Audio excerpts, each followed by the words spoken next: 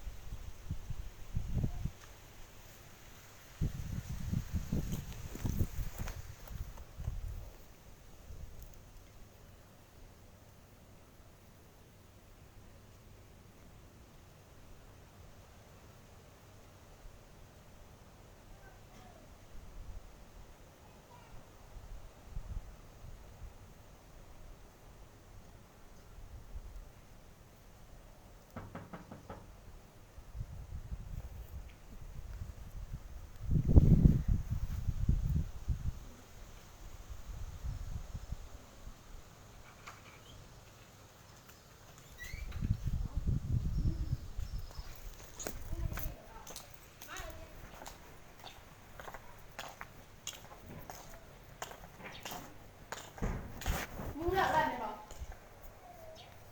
มันไม่มีกระจับกระทงนะบอกบ่ยังคนเห็นที่เป็นทะเลที่มาทะเลปีแหละ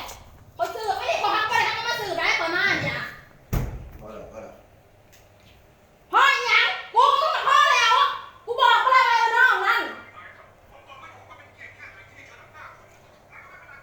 มันถือโทรศัพท์ให้มึงบอกโอ้อะไรนะอย่างวะมันถือโทรศัพท์ให้มึงบอกมึงมาอยู่ที่ทำอะไรมึงอย่าสอบบอกมันกันเด้อเขาหนาเลย โอ้มึงแกล้งใส่กูบอกมึงแกล้งใส่กูบอก เมื่อว่าอยู่เพื่อน กูไม่ได้มาอยู่เรื่องกูไม่ได้มาหามึงอีกแต่นี่ต่อไปกูบอกมึงเรื่องนี้กูหักมาได้กูมานอนสี่นอนมกกันกูมีหรอกกูมาแต่เมื่อคืนนี่แล้วอันนั้นก็ข่าวกูสิตายแล้วก็มาจักหัวไผ่เนี่ยไผ่เนาะเว้ยห้ามไง เช้าหนา รัดกะมีงัดกะมีงัดกะมีนี่พวกมึงมันม้วนแท้เอามาโหลดจิตให้แม่แล้วบ้องน้ำน่ะ เช้าอย่างวะ มึงเล่นนอนนี่เป็นปีแล้วมึงออกมาด่าด้านมึงคืออายดิแท้ เช้า มึงสมหุ่นมึงแท้มึงไปนั่งอื่นนะมึงมานั่งกูเดี๋ยวนี้มึงมากันทำไมแล้วมานอนสี่นอนมกกันอยู่นี่อย่าป้ากับป้าแล้วกูเดี๋ยวกับพี่สบานมึงไหน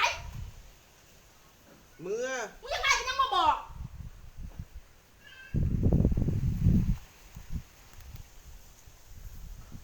มึงมักมันบอกกูถามน่ะ บอกให้เมื่อ ให้กูเมื่อยยังไงบัดนี้ เมื่อก่อนไหม บ้ามึงไม่พ่อกูออกมาบังในทุกเจ้าเอ้ยเอาเลยแม่ตีกูแม่นี่มีรักขอนเหรอ ลอยพอแหละ ปา พอก แหละ นะ กูไม่อยากปักเอาแล้วนะ เอา มึงเอาคุกกระไรเต่าเลยมึงนี่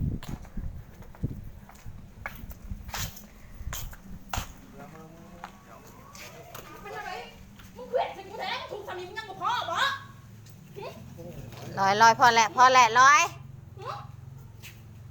มึงมาเอาไม่ยังกูบอกกูสิป้าให้ เศร้ามือพามันเมื่อเนี่ย บ่จะพาป้าโทรศัพท์ให้แม่เราเบิ่งนั่น เขาเห็นเบิดเลยนะสำนี่นะ ไปเอามันออกมา บ่ต้องเอิ้นนะเมื่อ กูไม่อยากมึงอ่ะ เมื่อเว้ากัน แม่ อยู่ กู เพื่อน สบายนะ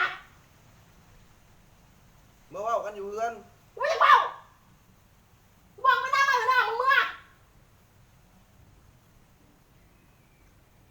อีน้องมันบังอยู่ป่ะฮะ เบิ่งก็เบิ่งแล้วก็เมื่อยังบอกอยู่ กูบอกมึงเอิญมันออกมา งูอะไรสำนี่แล้วก็เมื่อ มึงเรื่องมันเป็นบอก เมื่อเว้ากันอยู่เพื่อนผม กูถามมึงให้มึงตอบ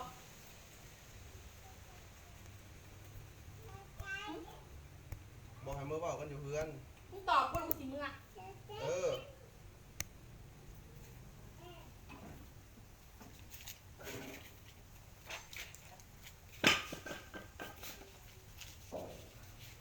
มึงเตรียมไอ้เนาะมึงไว้โหลดอื่น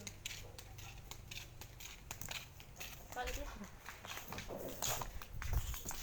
อันนี้บ่โอ้ย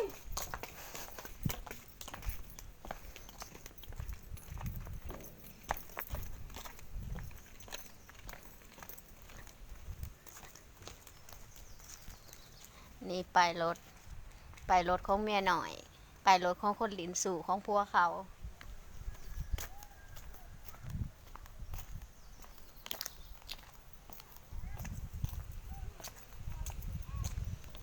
ไป